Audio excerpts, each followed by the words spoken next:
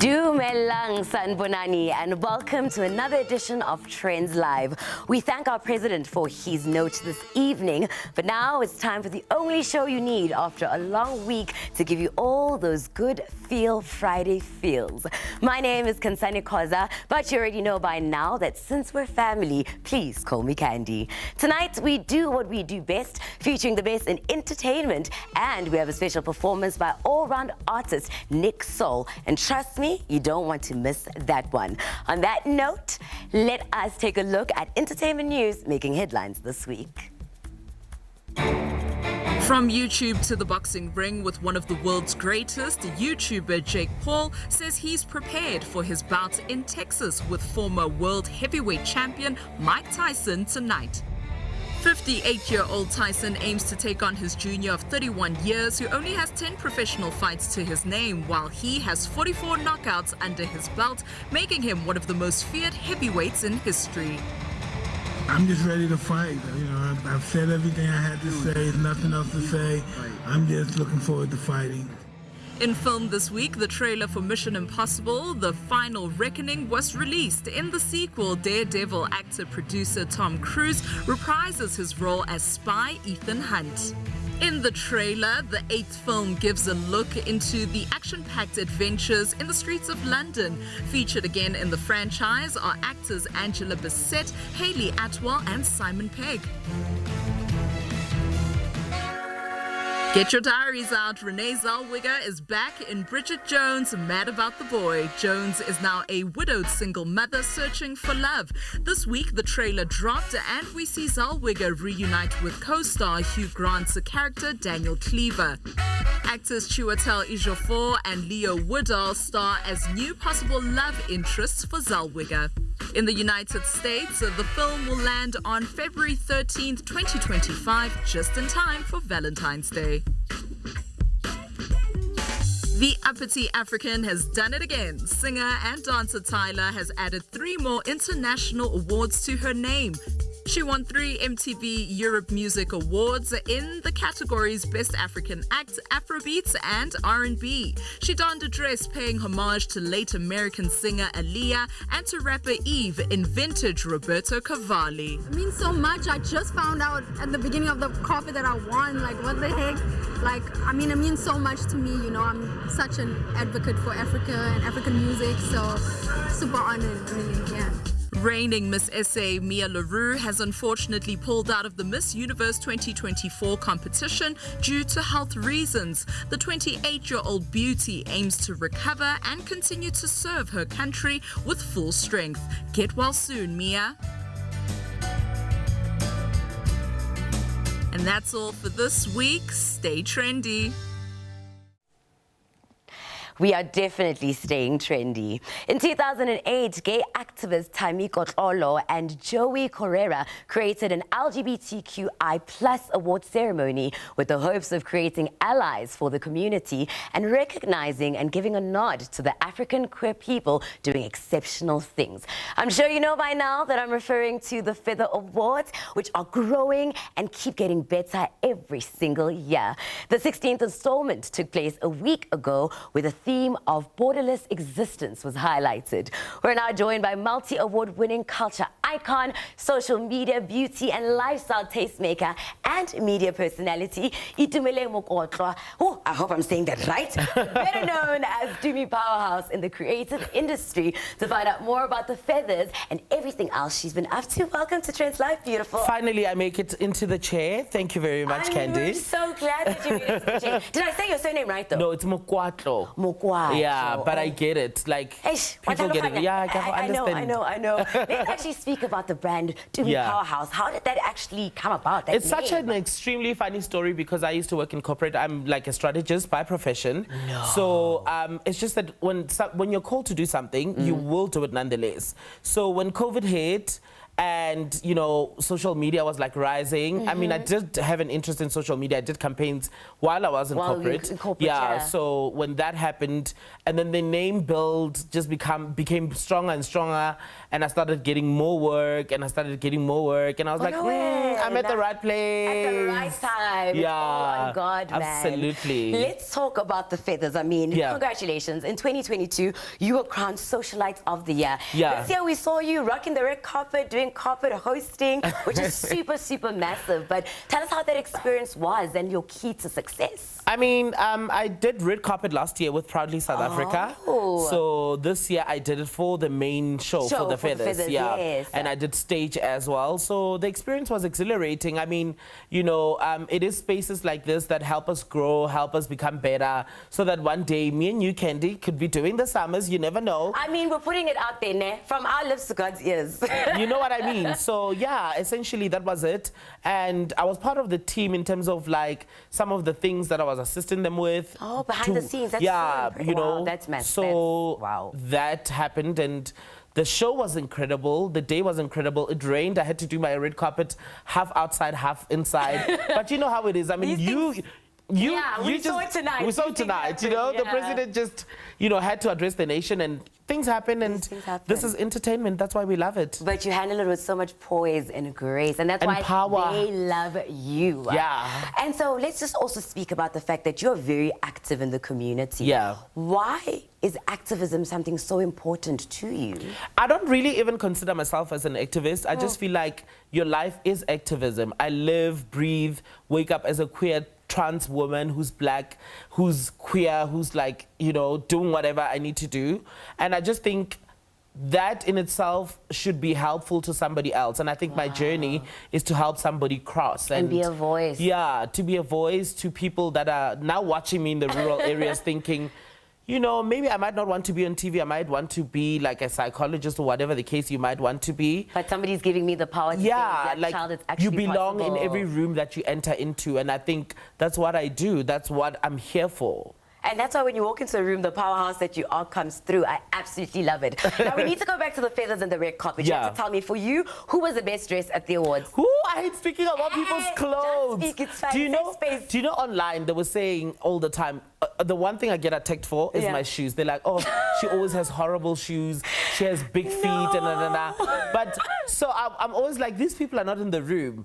But because I was in the room, I think maybe I can speak about people's outfits. I loved Khomotso Seboko, who was nominated for Socialite. He came with a veil, and we didn't know that it's him. I think that was iconic. So iconic. Absolutely. And there's an influencer called Mordecai Ngubani who came dressed in who's the designer? I forgot, but like Jacques, dressed in Jacques, and he looked absolutely incredible. They looked absolutely incredible. I love and this. So many other people.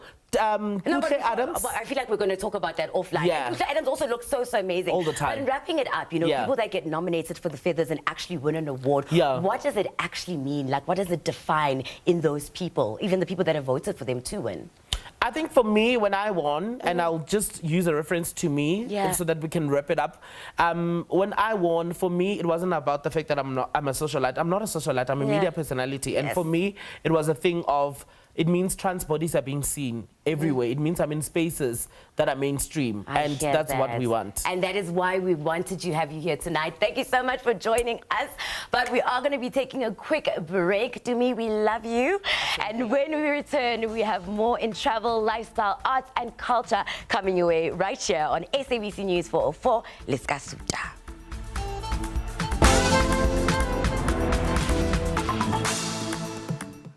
Welcome you back to Trendz Live. I mean, we just spoke about fashion and the red carpet at the feathers with Tumi Powerhouse. And now, how you look always makes a fashion statement. Braamfontein is essentially one of Johannesburg's finest fashion hubs. It's no wonder Braam Fashion Week was hosted there recently to highlight clothing trends and also allow fashion designers to showcase their latest styles. With the event in its 4th year, Trendz producer Nicholas Nkuna joined a few fashionistas to catch some of the outstanding garments and swag on the catwalk. And guess what? We get to see some more. A buzz with excitement and fashion enthusiasts. This event was conceptualized by two friends eager to give designers and fashion creatives a platform to have their work recognized. Braam is most definitely the fashion capital of this country, especially for fashion, for streetwear, yeah. We were kind of looking for a different types of styles, you know, especially the ones we usually see around Braam, you know. So kids in Braam like to dress up and looks nice, it caters for almost everybody because we have plus 20 designers. So in our plus 20 designers, we can't be showcasing the same thing, right? So we had to look from age group, target market for the designs, right? We also look at what's trending, you know. We have somebody who's doing working class designs, right? So we have, that's gonna cater for our working class. We have somebody who's doing stuff for, you know, Gen Zs, you know. So we try and be various as we can. Items on the catwalk were spectacular.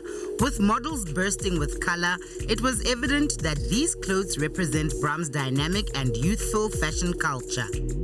What would a fashion show be without interviewing some of the designers who showcase their work? I had to show minimal clothing. I had to show more of color because this isn't about color, and everything that we do is about just having less for more. My models were wearing two pieces mostly. I had brown, all shades of brown and gray as well, and I had green for a bit of color. Do your clothes cater for all sizes and shapes? All sizes and shapes, and mostly I do baggy clothes so that everyone can feel comfortable every day. You could go to work in these, you could go to party in these, you can just chill. Well, if you thought that crocheting was only for your grandmothers, then you've got to think again. I've chosen to crochet because I like different clothes. I want to stand out. One thing about Braam is that people who are here love fashion. You know, that's why we came from the hood to Braam. So we know that our clientele is here, you know, and we took the old and we made it the new. I played around with colors because I'm a very colorful person. I did this dress for myself last year on my birthday. This is like me. It's my personality in a dress. You can wear it now, put it in the wardrobe 2 years or 3 or 10 years later. It will still make sense. We responsibly source our denim from, you know, people selling by Park Station, you know, people just trying to hustle, and we chop it up completely, reconstruct it, and denim is forever, you know. It's one of the strongest textiles that you can have. Instead of it being old school, I would say that it's traditional, you know. Braam's the cradle of creativity in South Africa. And yeah, it should be uplifting. This is my latest collection. It's called Morphosis. It's about constant change. I'm not only representing myself, wherever I go, I'm representing, you know, my heritage, my parents, my grandparents, so why wouldn't I want to look good, you know? And of course, an outfit wouldn't be complete without a touch of accessories. Girls know how much we appreciate our bags, and I call her Alice because she's really classy. And I feel like this bag and this skirt definitely complement one another because they're beautiful. Our brand is about female empowerment, female creativity, female beauty. These shows are very important so that everyone has a voice. Even though they're doing this in the back rooms of the township, even though they're doing this, you know, in the res rooms, you know, they still got it. It's no secret that the coolest talent is often discovered underground. We wish these creatives all the best as they strive to unearth and reward talent in the fashion industry. I could not agree more, and hopefully those fashionistas think that my little retro outfit is cute tonight. But right now, we're so thrilled to have a special guest whose journey is as inspiring as it is impressive. From his humble beginnings in Mpumalanga to gracing some of the world's most renowned stages, Nicholas Nkuna, also known as NickSoul, has become a true South African talent and an international sensation. With standout roles in productions like Shaka Zulu, the musical, The Lion King, and The Phantom of the Opera, NickSoul has carved out a unique space in both local and international entertainment. His versatility as a singer actor, as well as musical performer, have earned him acclaim across South Africa, the UK, and the US. Don't play about this man. Today, he's here to share about his latest album titled Timeless, which is set to drop on the 22nd of this month. Mr. NickSoul, welcome to Trendz Live. What's up, what's up? I mean, you know, I'm feeling a little bit hot, but it might just be the lights. No, but like your outfit is great as well. So I just wanted to connect you see, to your link, you know what I'm saying? Yeah. Well, we're so thrilled to have you in studio with us today.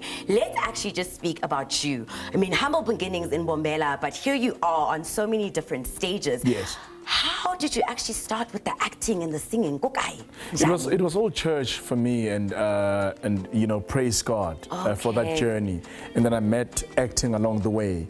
Then acting sent me to writing and directing and all of that, and all the incredible stages around the world and people I've met. I always say, like, even in my intro, I said you're like such a multifaceted artist, like doing everything across the board.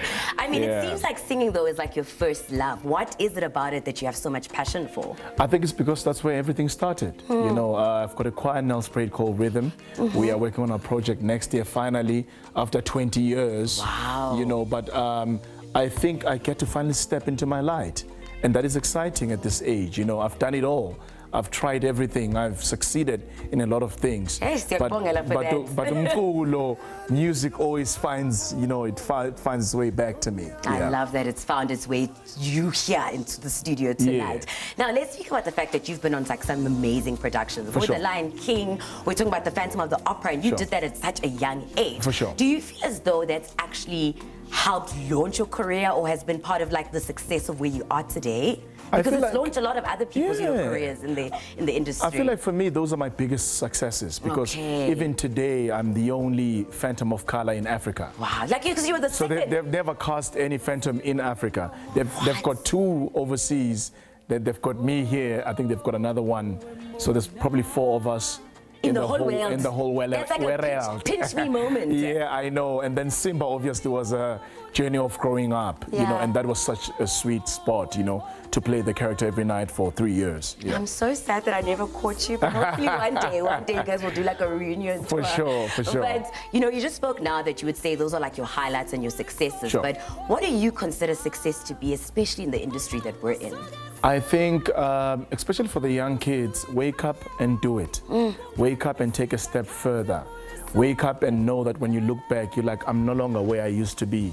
Because the generation gap is different, you know, and we are like the grinders and hard workers, you know. We like get it happening, but the young people now, it's just about step forward. Step forward. Because these things don't come easy. Yeah, nothing comes easy in life.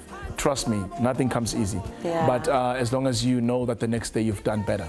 That's all you need to do. Judging yourself from the day before onto the next day. Yes, ma'am. Oh, I love that. Now, let's speak about this album called Timeless. Who have you worked with? Who's featured on it? Like, tell the viewers at home. Timeless. You guys, let me tell you back at home. This is incredible. I'm featuring Judith Sipuma, which is, oh my word. Iconic. So happy, so grateful. Thank you, Judith, if you're watching this. Sisi, Tembisil and Daka on a song called Omona, which I'm going to perform. And I've worked with an incredible producer called Lord Jazz, a young guy who plays for the Temptations when they're around the block. Yes. Really? Look at you. Yeah. And also there are songs that, you know, I've got Shona songs, Swati songs, English, Xhosa, Pedi. So you also, I represent Africa from day one, and now I think this is the true reflection of what's happening in my career. Because of all the different sounds and versatility that you're adding to the album. Yes. Why did you name it Timeless? Because it will remain timeless for the rest of its, I guess, time. You heard that. I love to hear that. You just spoke about now the song that you are going to be performing for us. Tell us a little bit more about the track. Umona, basically, I always say, unabangani, you know, or the people next door in your life that always say they're happy for you, but in closed doors, they are not. So be careful what you say to people. Work in silence. And move in silence. They always like to say that. Yeah. And just make sure that you have your things for yourself first.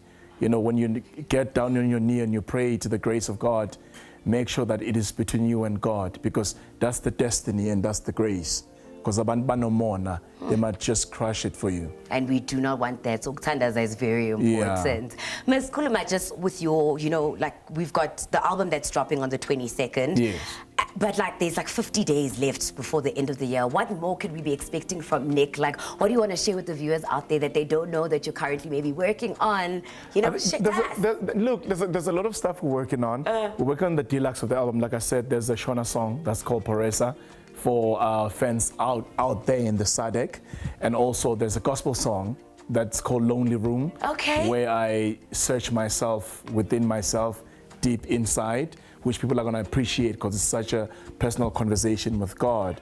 But also I'm working on my opera, which should have been done this year. Okay. But So I'm going back more into theater, and I'm going back more into traveling. I'm going back more into giving back, and I'm going back more into taking the experience of what I've learned, because I feel like I've done it all. And to the SABC, I love you all. You guys have been incredible to me. You know, it's been years and years. It's been such a pleasure having you. Like, we've appreciated your time and the fact that you're so rooted in Christ. I know that you're going to keep soaring. Like you said, you've done so many things. We want to see you doing some more. Yeah, but yes. But unfortunately, and I hate this part of having to say goodbye, because you know I love spending time with you every single Friday night. But Liskawara, Trendz Live will be back again next week, Friday, 8 p.m. sharp, right here on SABC News Channel 404. And the great thing about it is that Mr. NickSoul, Mr. R&B himself, is going to be performing for us as we say goodbye. Until next time, stay sweet. Good night.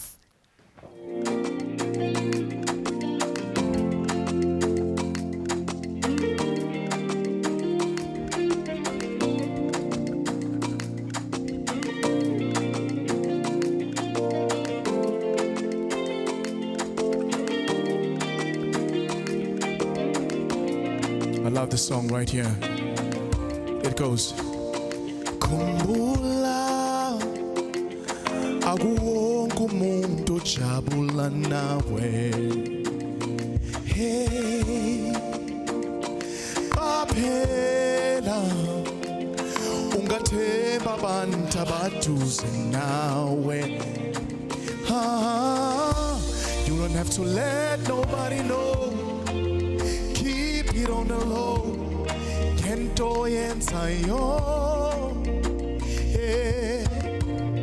Vigel izinto zakho, Donyama.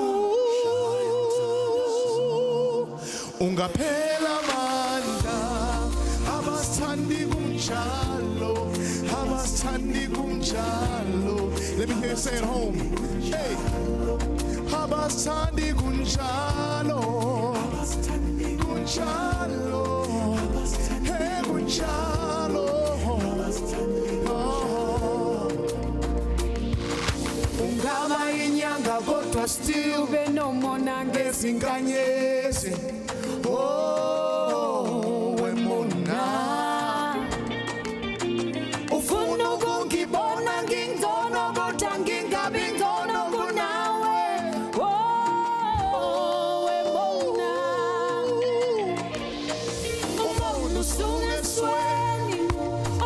Usuke khayeni kungani singakhazimuli sonke kodwa mona umuntu usuke esweni umuntu usuke khayeni kungani singakhazimuli. Let's go with the crew. I want to hear you say abasithandi abasithandi kunjalo abasithandi kunjalo abasithandi kunjalo.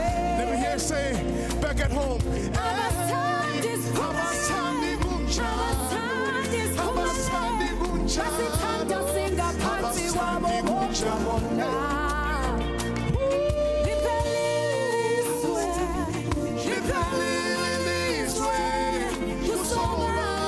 Abasithandi kunjalo abasithandi kunjalo.